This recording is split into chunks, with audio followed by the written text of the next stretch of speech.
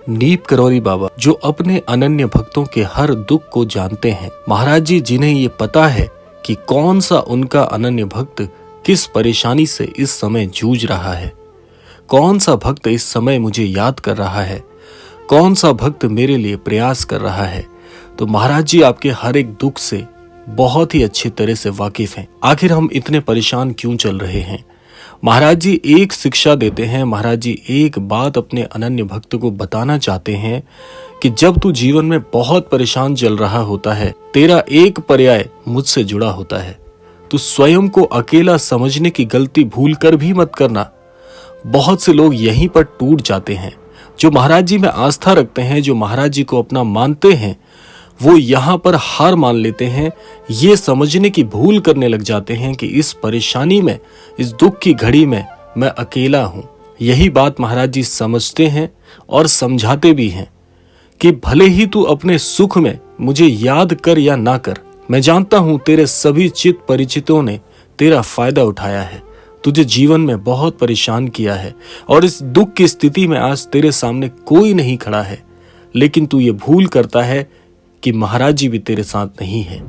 महाराज जी यही बताते हैं कि भले ही तू सुख में मुझे भूल जा, लेकिन तेरे दुख में हमेशा सबसे आगे मुझे ही पाएगा। अनन्य भक्त ये सोचने की बहुत बड़ी भूल करते हैं कि महाराज जी मेरे दुख में शामिल नहीं है, महाराज जी मेरे दुख में सहायता नहीं कर रहे हैं। आपको ये समझना चाहिए कि ये दुख जो आज तुम्हें बड़ा लग रहा है, ये तो बहुत बड़ा हो सकता था, लेकिन इस दुख को जो आप सहन कर पा रहे हैं, ये सहनशीलता वाला दुख जो आज तुम्हें मिला है, ये महाराज जी ने तुम्हें क्षमा करने के पश्चात तुम्हारे जीवन में दिया है। महाराज जी तो इतने दयालु हैं कि अपने अनन्य भक्त के जीवन में आने वाली हर परेशानी के सामने स्वयं खड़े हो जाते हैं। ऐसा कई बार बहुत से अनन्य भक्तों ने अपने अनुभव साझा करते हुए लिखा है कि हमारा कष्ट बहुत बड़ा हो सकता था, लेकिन महाराज जी हमें क्षमा करके उस कष्ट को थोड़ा कष्ट बनाकर हमारे जीवन में केवल हम पाप से मुक्त हो जाएं, इसीलिए प्रदान करते हैं,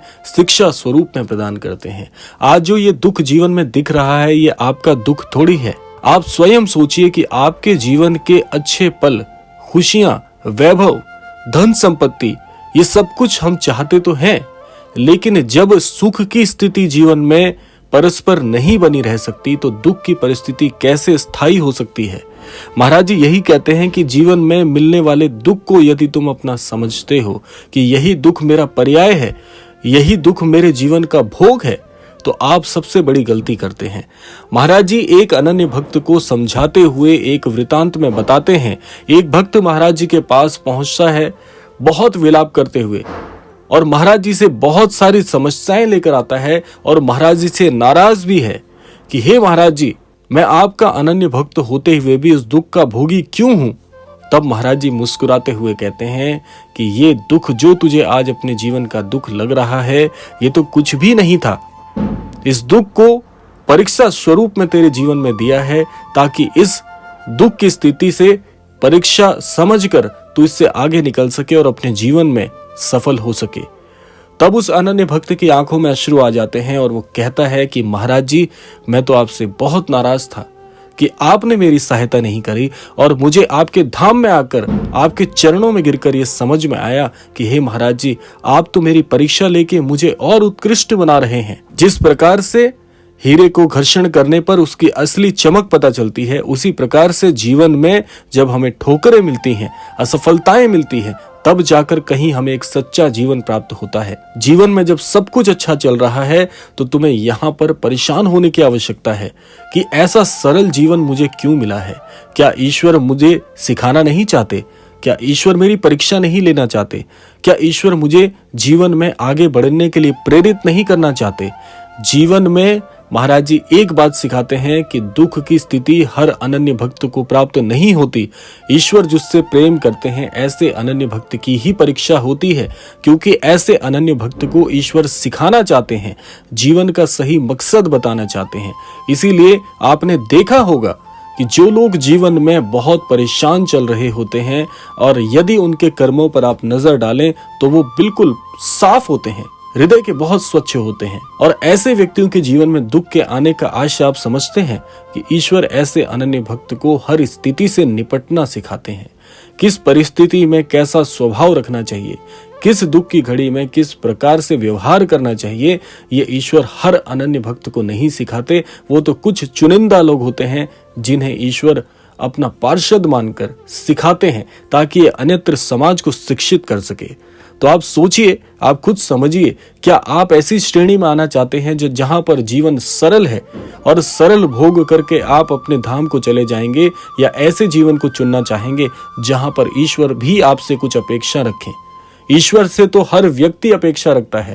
इस संसार का हर प्राणी ईश्वर से अपेक्षाएं रखता है, मनोकामनाएं रखता है कि मेरे जीवन में मुझे इस प्रकार का सुख और साधन चाहिए।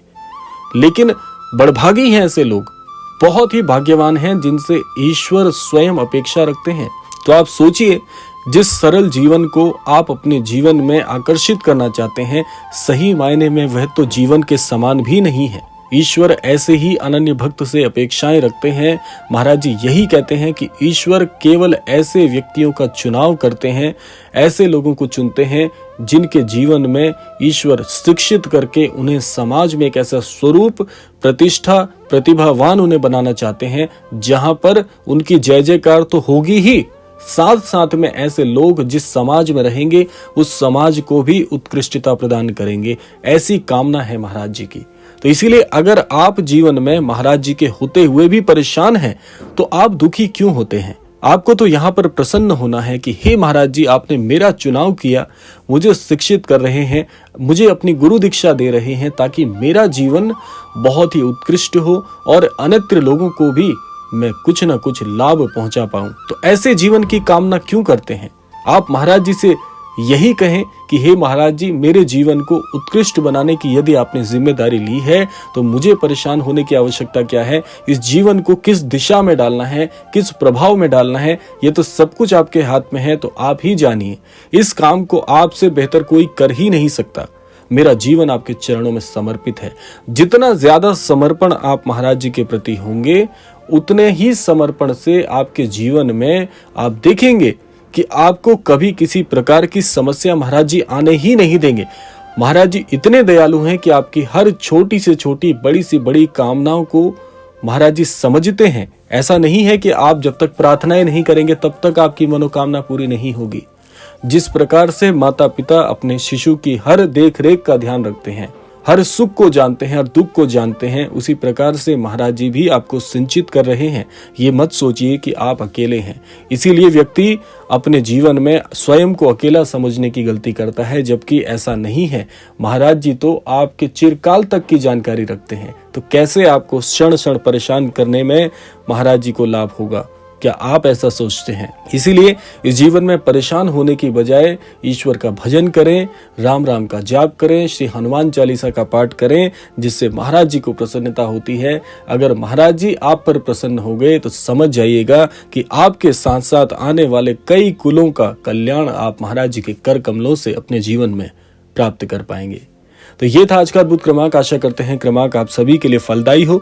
इसी कामना के साथ विदा लेने का समय भी आ गया है और विदा लेने से पूर्व समय है रोजाना की प्रार्थना का। यही प्रार्थना करना चाहूंगा कि श्री महाराज जी सभी को सन्मति और सद्बुद्धि की प्राप्ति कराएं और इस संपूर्ण सृष्टि का, इस संपूर्ण लोक का कल्याण हो। इसी कामना के साथ विदा लेते हैं। मिलते हैं अगले क्रमांक में। तब तक के लिए जय श्री राम, जय गुरुदेव, जय उत्तराखंड।